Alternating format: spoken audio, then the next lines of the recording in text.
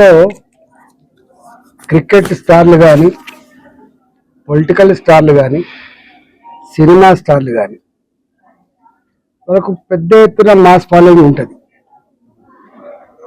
Political లీడర్లైనా, cricket స్టార్లైనా, cinema యాక్టర్లైనా, స్టార్లైనా వాళ్ళ moment ఉన్నప్పుడు కొంత ముందస్తు ప్రిపరేషన్స్ తప్పకుండా అవసరం ఉంటుంది. అందులో ఒక సినిమా విడుదలవుతున్నప్పుడు తప్పకుండా వేల మంది అక్కడ జమ అయ్యేటువంటి ఆస్కారం ఉంటుంది. కాబట్టి థియేటర్ యాజమాన్యం మరి చెప్తున్నది మేము ఇన్ఫర్మేషన్ ఇచ్చినామని, మరి అక్కడ స్థానిక పోలీసులేమో మేము పర్మిషన్ ఇవ్వలేదని. ఏది ఏమైనప్పటికీ కూడా, ఎవరి నిర్లక్ష్యమైనప్పటికీ కూడా ఒక నిండు ప్రాణం పోవడం అత్యంత బాధాకరం, దురదృష్టకరం.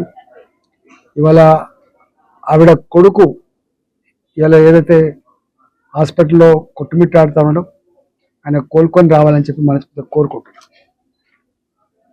ఆ కుటుంబాన్ని సంపూర్ణంగా ఆదుకోవాలని చెప్పి అల్లు అర్జున్ గారిని నేను కోరుతా ఉన్నా. రెండవది, ఆ బాబుకు సంబంధించినటువంటి మెడికల్ ఎక్స్పెండిచర్ అంతా కూడా వాళ్ళే భరించాలని చెప్పి కూడా భావిస్తున్నాం. దీని నుంచి ఫ్యూచర్లో ఈ స్టార్లు ఎవరైతే ఉన్నారో, ఈ క్రికెట్ స్టార్లు కావచ్చు, ఈ పొలిటికల్ స్టార్లు కావచ్చు, సినిమా స్టార్లు కావచ్చు, బాధ్యతాయుతంగా ఉండాలని చెప్పి కూడా కోరుతున్నాం. కానీ దీన్ని ఆసరా చేసుకొని ఇవాళ ప్రభుత్వం పెద్దలు, మరి ముఖ్యంగా ఈ రాష్ట్ర ముఖ్యమంత్రి గారు, సరే ఏం సంభాషణ జరిగిందో, వాళ్ళకి ఏం అహంకారం ఉందో నాకు సంబంధం లేదు, కానీ జనరల్గా విల్ఫుల్లీ ఇంటెన్షనల్లీ ఒక మనిషి చనిపోవాలనో, లేకపోతే ఒక మనిషికి ఇట్లా జరగాలని చెప్పి ఎవరు కోరుకోరు. వాస్తవం ఇవాళ ఇట్లాంటి జరగకుండా నియంత్రణ చర్యలు చేపట్టాలి, కానీ వాళ్ళని పిలిపించి పోలీసులు కూర్చోబెట్టి ఎంక్వైరీల పేరిట, లేకపోతే వాంగ్మూలాల పేరిట తీసుకోవడం అనేది డెఫినెట్గా వాళ్ళకు పోలీసులకు మధ్య జరిగినటువంటి వాగ్వాదం మీద మాకు తెలియదు. థియేటర్లో సిఐ గారి పట్ల ఏమేమి మాకు తెలియదు, కానీ ఇక్కడ వాళ్ళ అహంకారం ఉంటూ ఉండని. కానీ ఇట్లాంటి ప్రాక్టీస్ ఇవాళ ఈయన మీద అవుతుంది, రేపు ఇంకోరి మీద అవుతుంది, రేపు ఇంకోరి మీద అవుతుంది. సిస్టమ్ స్క్రాప్ కావాలి కదా, సిస్టమ్ ఉండాలి కదా.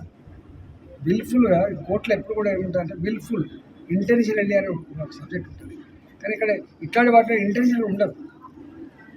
ఆయన వచ్చినప్పుడే పలానా ఆమె ఇట్లా అవుతుందని చెప్పి ఎవరు ఊహించరు కదా.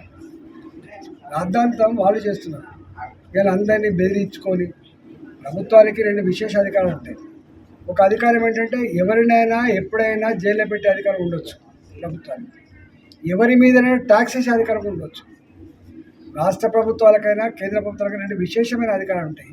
ఒకటి ట్యాక్స్ వేసే అధికారం, ఎవరి మీదైనా కేసు పెట్టి జైల్లో పెట్టే అధికారం ఉండొచ్చు. కానీ అంత మాత్రాన ఏది పడితే అది చేస్తా అంటే దానికి ప్రజలు ఉంటారు తప్పకుండా. కానీ ఒక్కటే, నేను ఆ కుటుంబం, నేను ఇక్కడికి వచ్చింది ఆ అబ్బాయి తొందరగా